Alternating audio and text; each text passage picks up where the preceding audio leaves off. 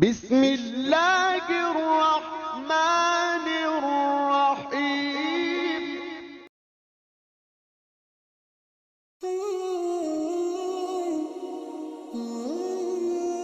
ایک حور اور اس کی حسین کنیزیں۔ شیخ عبد الواحد بن زاہد رحمۃ اللہ علیہ فرماتے ہیں کہ ایک مرتبہ ہم نے جہاد کی تیاری کی۔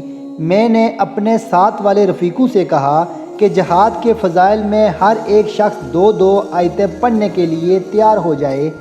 تو ایک شخص نے یہ آیت پڑھی، ان اللہ اشتری من المؤمنین انفسهم واموالهم بان لهم الجنہ، یعنی بے شک اللہ تعالیٰ نے مسلمانوں سے ان کی جان اور مال اس قیمت پر خریدی کہ ان کے لیے جنت ہے۔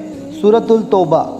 یہ آیت سن کر ایک لڑکا جو 15 برس کی عمر کا تھا اور اس کا باپ بہت سامان چھوڑ کر مر گیا تھا، کھڑا ہوا اور کہا، اے عبد الواحد، کیا اللہ تعالیٰ نے مسلمانوں کی جان و مال جنت کے بدلے خرید لی؟ شیخ نے فرمایا، ہاں بے شک اس نے خریدی۔ اس نے کہا، تو میں گواہ کرتا ہوں کہ میں نے اپنا مال اور جان جنت کے بدلے میں بیچ دی۔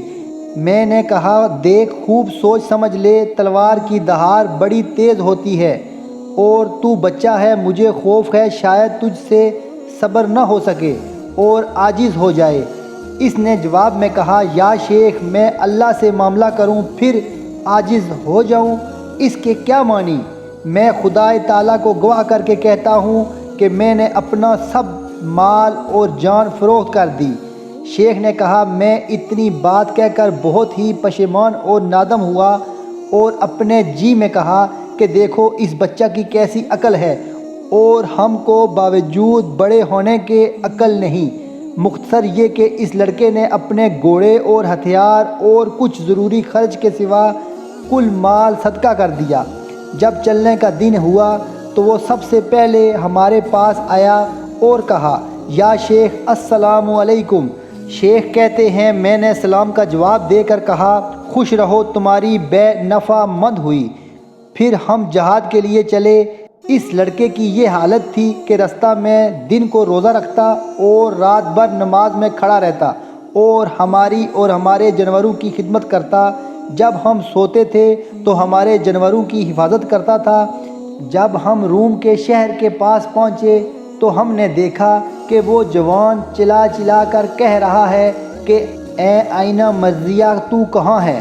میرے رفیقوں نے کہا، شاید یہ مجنون ہو گیا ہے۔ میں نے اسے بلا کر پوچھا کہ بھائی کسے پکار رہے ہو اور آئینہ مرضیہ کون ہے؟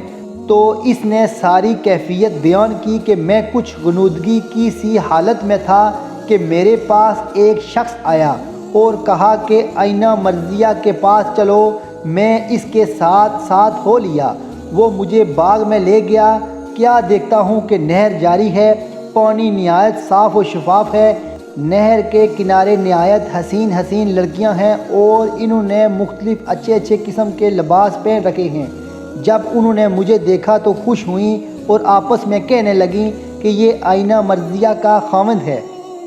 میں نے انہیں سلام کر کے پوچھا کہ تم میں آئینہ مرضیہ کون سی ہے؟ انہوں نے کہا، ہم تو اس کی لونڈیاں بندیاں ہیں، وہ تو آگے ہے۔ میں آگے گیا تو ایک نہایت عمدہ باغ میں لذیذ و ذائقہ دار دودھ کی نہر بہتی دیکھی اور اس کے کنارے پر پہلی عورتوں سے زیادہ حسین عورتیں دیکھیں۔ انہیں دیکھ کر تو میں مفتون ہو گیا۔ وہ مجھے دیکھ کر بہت خوش ہوئیں اور کہا، یہ آئینہ مرضیہ کا خاوند ہے۔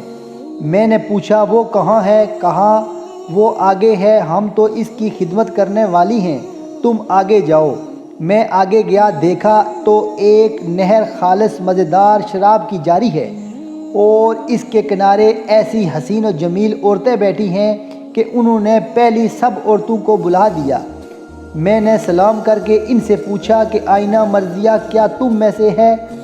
تو انہوں نے کہا کہ نہیں، ہم سب تو اس کی کنیزیں ہیں، وہ آگے ہے، تم آگے جاؤ۔ میں آگے گیا تو ایک چوتھی نہر خالص شہد کی بہتی دیکھی اور اس کے کنارے کی عورتوں نے پچھلی سب عورتوں کو بلا دیا۔ میں نے ان سے بھی سلام کر کے پوچھا کہ آئینہ مرضیہ کیا تم میں سے ہے؟ انہوں نے کہا اے واللہ ہم تو اس کی لونڈیاں بندیاں ہیں، تم آگے جاؤ۔